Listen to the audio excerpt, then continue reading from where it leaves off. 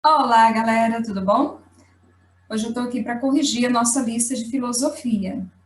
Não se esquece, é muito importante que vocês assistam o vídeo para compreender, né, um pouco dos conceitos trabalhados aqui, já que nós estamos nesse sistema online. Então é muito importante a participação de vocês também online, né? Pelo menos assistindo aos vídeos, corrigindo as atividades, certinho? Bora lá. Vamos lá, vamos fazer um resuminho aqui rápido. Filosofia cristã é o tema que nós estamos trabalhando. Filosofia cristã ou filosofia medieval. Essa filosofia é marcada pelo conflito entre a fé e a razão. É uma busca, né, de explicar as coisas e submeter a fé, a verdade, submeter a razão à fé. Né? Esse é o grande conflito da filosofia cristã. A razão colocava-se como tarefa construir todo o edifício do saber filosófico, pensamento crítico. Então, eles queriam colocar a razão para construir, né, para edificar todo o saber filosófico. Nesse momento aqui da filosofia, a religião, ela usa dos elementos da filosofia para poder, vamos dizer assim, trazer uma inovação para dentro da religião de conquistar. O que os religiosos queriam? Eles queriam conquistar novas pessoas para a religião. E a partir da inserção dos elementos da filosofia, esse conhecimento ele acaba conseguindo atingir uma parcela maior de pessoas, uma parcela que não era vista pela religião, que são os intelectuais. Tá? Então, nos elementos da filosofia, no platonismo, neoplatonismo, eles conseguem, então, encontrar elementos para poder construir essa filosofia cristã, tá? Que é a junção entre a fé e a razão, entre os pensamentos filosóficos e os pensamentos eclesiásticos. Papel da racionalidade na filosofia cristã. A partir do século II a.C., serva da fé.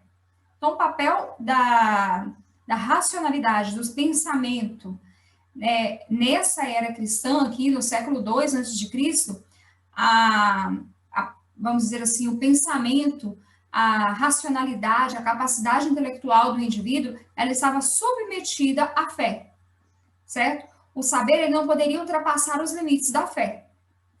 Fundamentar e esclarecer os dogmas, tá? Essa racionalidade era utilizada para quê? Para fundamentar e esclarecer os dogmas, verdades incontestáveis, adquiridas por meio da revelação ou pela encarnação de Deus na figura humana, Cristo. Tá? Então, eles viam o quê? Fundamentar e esclarecer os dogmas da Igreja Católica, a razão. Os resultados da interligação racional seriam de coincidir com o da verdade revelada. Então, o que eles queriam era que essa razão conseguisse explicar de uma forma racional a fé, a revelação divina, que essa revelação divina fosse explicada através da racionalidade. Então, era um papel muito importante. Era uma, vamos dizer assim, uma tarefa muito complicada de se cumprir. Mas esse era o papel da filosofia cristã, tá? Fé versus razão, razão versus fé, esse conflito aqui. Nossa primeira questão, nossa primeira atividade. Deixa eu desligar meu vídeo aqui para vocês verem melhor. Olha só. A filosofia medieval foi um resgate da filosofia clássica no que diz respeito ao questionamento constante do que estava relacionado ao mito e à religião? Não, nós não estamos resgatando a filosofia clássica, nós estamos construindo uma nova. Um instrumento de estudo que visava comprovar que a razão era a única forma verdadeira de conhecimento sobre o mundo e sobre as coisas? Uma doutrina religiosa que queria extinguir o pensamento racional da realidade medieval? Teve como uma das principais preocupações fornecer argumentos racionais espelhadas nas contribuições dos gregos para justificar as chamadas verdades reveladas do cristianismo? Exatamente o que a gente falou agora, não é? Que ela teve como principal preocupação fornecer argumentos racionais. A filosofia medieval ou cristã, ela vem trazer argumentos racionais, baseados nos fundamentos gregos, na filosofia grega, tá? Para justificar as chamadas verdades reveladas do cristianismo. Ok? Vamos para a próxima. Nós temos mais um resuminho aqui. Que a filosofia medieval, a filosofia cristã, ela é dividida em dois momentos, que é a filosofia patrística e a filosofia escolástica, tá? Então, nós temos a patrística, que é dos patriarcas, dos pais, né, do princípio dessa transformação que a igreja vai sofrer nesse período, e depois a escolástica, com o surgimento das escolas, das instituições, para, vamos dizer assim, propagar esses conhecimentos. Vamos lá. Século V, a igreja buscava uma consolidação entre a razão e a fé. Esse é a principal dicotomia, o principal duelo, né, que acontece aqui nesse período, a razão e a fé. Como conversar essas duas coisas, né, como conciliá-las. O seu principal percursor é Santo Agostinho, que ocupa o cargo de bispo na Igreja Católica, tá? Santo Agostinho entrou em contato com o neoplatonismo, tá? Com a filosofia platônica. E nesse período aqui surge a figura de Pelágio. O Pelágio era um bispo, tá? E ele se rebelou e ele vem trazer toda uma teoria totalmente diferente, de que o homem ele não está condenado, ele não tem a condenação eterna. Então, ele vem, vamos dizer assim, trazer uma ruptura aqui nesse período aqui da patrística, ele vem trazer esse duelo, né, entre essas duas teorias, né, que a igreja diz que o homem, se não estiver diante da vontade de Deus, né, ele vai ter o preço do seu pecado. E para Pelágio não existia esse preço, né, existia a graça. Então, depois nós temos, Santo Agostinho falava muito da fé, mas utilizava-se da razão para explicar essa fé. Esse é o grande ponto de partida, né? O uso da razão, tá? Depois a gente vai falar mais sobre Pelágio, tem uma pergunta sobre ele, eu trouxe um pouquinho do conceito. Escolástica, século VIII, tá? Nós temos Carlos Magno, fundou escolas ligadas às instituições católicas. Lembra que esse período, né, da filosofia cristã, a igreja tem um poder muito forte sobre toda a sociedade, acaba que os próprios reis são submetidos ao poder da igreja. E a igreja era detentora dos conhecimentos, dos saberes. A grande maioria dos reis, eles eram analfabetos, eles não tinham conhecimento da leitura, então eles não tinham conhecimento crítico sobre tudo aquilo que a igreja estava trazendo. Então, Carlos Magno vem trazer a fundação de escolas ligadas às instituições católicas. Surge uma produção filosófica teológica denominada escolástica, que vem da escola, tá? O aristotelismo penetrou na escolástica. Seu principal precursor da escolástica é Aristóteles, São Tomás de Aquino, tá? E ele vai basear em Aristóteles. Troquei aqui, que o Agostinho, ele vai basear nas teorias platonísticas. E o Tomás de Aquino, ele vai basear nas teorias de Aristóteles, tá bom? São Tomás de Aquino se destaca, então, e a decadência da escolástica começa a acontecer aqui, ó, mais próximo do século XVI, tá? Começa lá no século VIII e ela vai indo até chegar a um período de decadência. Mas o destaque aqui para a escolástica é a fundação das escolas, o pensamento fundamentado em Aristóteles, certo? Bora para a questão. Vamos lá.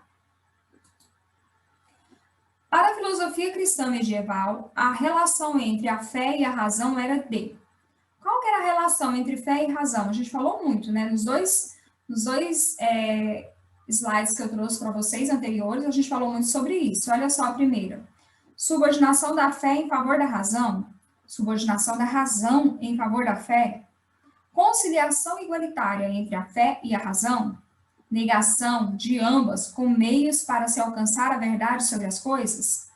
A gente falou muito que os pensadores, né, eles vão trazer essa submissão da razão sobre a fé. A razão vai se submeter à fé. A razão vai tentar explicar, mas ela não pode ir além da fé. Certo? Não é a subordinação da razão em favor da fé. É isso que é o principal ponto de partida aqui da teoria da filosofia cristã. Terceira, a filosofia cristã constituiu um discurso sobre. Qual era o principal discurso da filosofia cristã? Vamos ver aqui.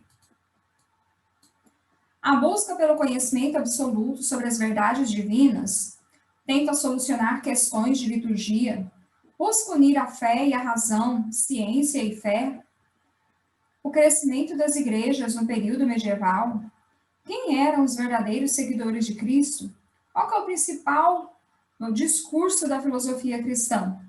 Não é a questão da fé, da razão, né? De buscar os conhecimentos divinos como absolutos. Por isso que eles estavam usando a razão, para tentar mostrar que os conhecimentos divinos, eles eram absolutos, era a única verdade que deveria sobressair sobre todas as demais. E por isso que vem, então, esse a ser o seu principal discurso, a busca pela verdade absoluta, uma verdade que se sobrepõe a todas as demais, a todos os outros conhecimentos. 4. A doutrina de Platão influenciou os primeiros filósofos medievais, Santo Agostinho, bispo de Hipona, Boécio, autores de Confissões e Consolação da Filosofia, respectivamente. Mas a filosofia que predominou na Idade Média foi a. Lembra que a filosofia cristã, ela se divide na patrística e na escolástica, certo? Em dois momentos. Então, existem essas duas linhas filosóficas no período medieval, na filosofia cristã. E aqui ele está perguntando para a gente, na Idade Média, qual dessas duas, né, qual dessas filosofias que predominaram, tá? É a filosofia escolástica, a gente não tem a patrística aqui, as outras são sofistas, epicurismo, existencialismo, fenomenologia, que são linhas de estudo da filosofia, tá? Suma teológica. Bem, como todo bom filósofo, teólogo, né, ele tem sempre que deixar o seu legado, os seus escritos. Então, a Suma Teológica, olha só, é uma das principais obras escritas por São Tomás de Aquino, que foi a Suma, né? Nele, ele apresenta 5 provas da existência de Deus, além de discutir como será o mundo após o juízo final e se fraqueza, ignorância, malícia e luxúria são resultados do pecado, entre outros temas. Então, a Suma Teológica é um livro escrito por São Tomás de Aquino, no qual ele traz as discussões sobre o que leva o homem, né, ao juízo final. Ele traz as 5 provas da existência de Deus, tá bom? Vamos para a próxima? Dentre as obras do filósofo escolástico São Tomás de Aquino, aquela que se tornou mais famosa, na qual são tratados todos os temas de ordem teológica e filosófica, desde as provas para a existência de Deus, a criação do mundo e do homem, até discussões sobre as virtudes, a ética, a política, não precisa nem ler as demais, né? A Suma Teológica, que a gente acabou de ler ali, né, no slide anterior. Gente, o que é o pelagianismo, que a gente falou lá no comecinho? Olha só que eu trouxe para a gente. É uma doutrina defendida pelo Pelágio, 360 a 425 d.C., consistia na afirmação de que o homem nasce sem pecado, certo? Nós dissemos que todo homem pecou, a filosofia cristã diz que todo homem pecou, todo homem nasce do pecado. Mas Pelágio ele vem trazer essa contraposição, de que ninguém nasce sob o pecado, embora os cometa no decorrer da sua vida, mas não nascemos, não somos subjugados pelo pecado. O pecado é uma consequência da nossa vida. Conjunto das pessoas partidárias dessa doutrina, tá? Então, o pelagianismo, ele é uma doutrina criada por Pelágio, pelo monge, e que nos diz que não existe pecado, tá? Muito polêmico trazer isso, né, para dentro da igreja. Realmente é complicado. 6. Classifique a alternativa em verdadeira ou falsa. Pelágio se propôs a refutar as doutrinas ensinadas por Agostinho, o bispo de Hipona, que naquela altura já era uma figura proeminente dentro da igreja. Já na Palestina, Pelágio escreveu 2 livros sobre o livre-arbítrio, o pecado e a graça. Então, aqui a gente já trouxe o spoiler, né? Que era para vir depois, mas já está aqui, ó. É verdadeira essa afirmação, tá? Pelágio, ele refuta as doutrinas de Agostinho, ele diz que o homem não nasceu do pecado, que o homem não é fruto do pecado. Ele vem, então, escrever, né? Quando ele é, vamos dizer assim, excomungado, né? Ele está lá na Palestina agora, e ele vai escrever, então, os livros que falam sobre o livre-arbítrio, que o homem tem escolhas, né? Vai falar sobre a questão do pecado, sobre a questão da graça divina. Ok? Então, verdadeira. Então, é isso, galera.